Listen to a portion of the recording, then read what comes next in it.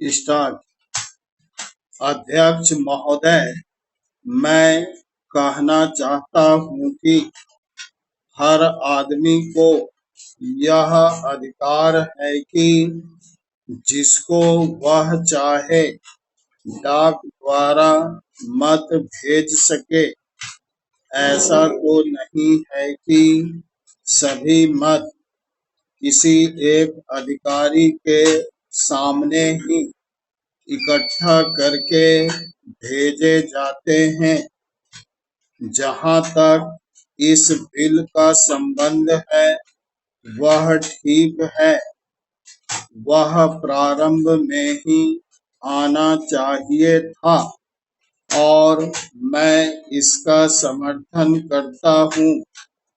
मैं इस सदन के माननीय सदस्यों से भी निवेदन करता हूँ कि इस बिल को पास कर दिया जाए। खेती में उन्नति न होने का कारण क्या है?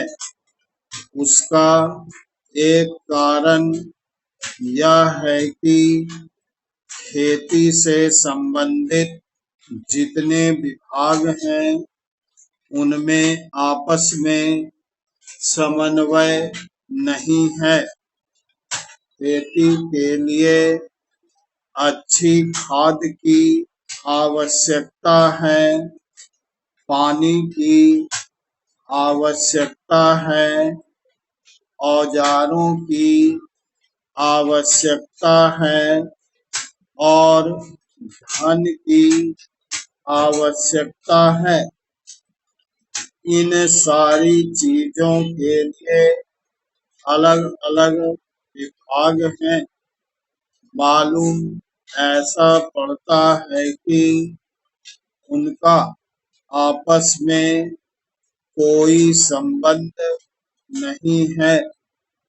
वे आपस में मिलकर कोई योजना नहीं बनाते जिससे खेती की आवश्यकता पूरी होती।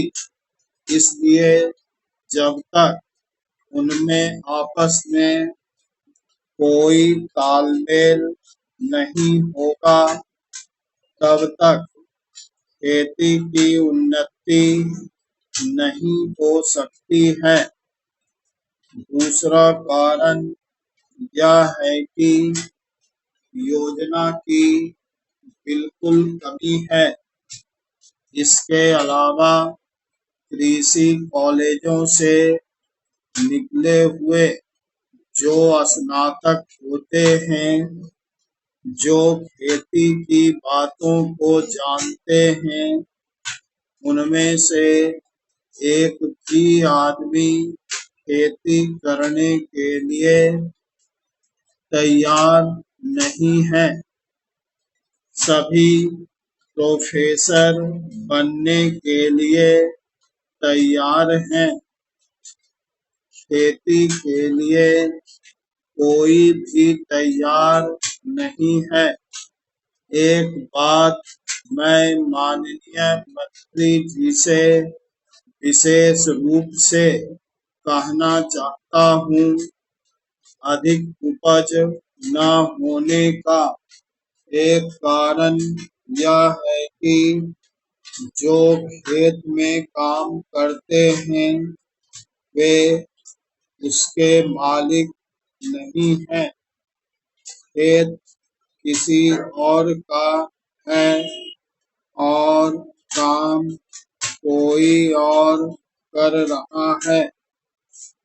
इसलिए मेरा कहना यह है कि किसानों में जब यह भावना पैदा नहीं होगी कि यह मेरी भूमि है, तब तक अधिक उपज नहीं हो सकती।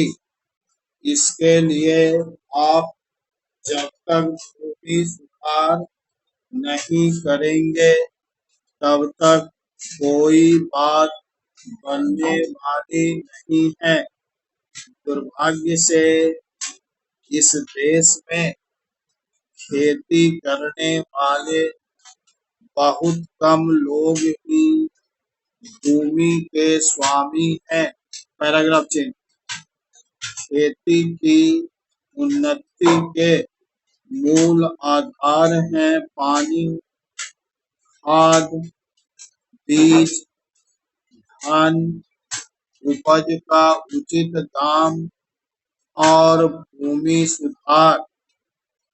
इन सब की ओर कृषि मंत्रालय का ध्यान नहीं है। सरकार को प्रत्येक खेत को पानी और हर आदमी को काम देना सुनिश्चित करनी चाहिए।